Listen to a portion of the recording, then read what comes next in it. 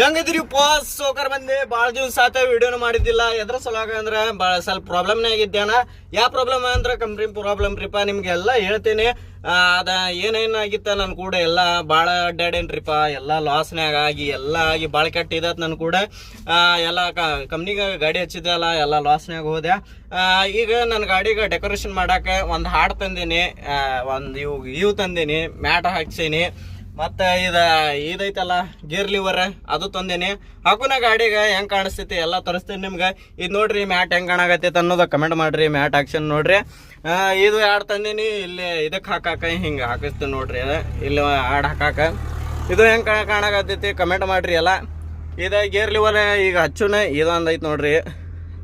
ಎಷ್ಟು ಕೊಟ್ಟೇನೆ ಅಂದ್ರೆ ಎಲ್ಲ ಹೇಳ್ತೇನೆ ನಿಮ್ಗೆ. ಲಾಸ್ಟ್ ಮಟ್ಟ ಹೇಳಿರಿ.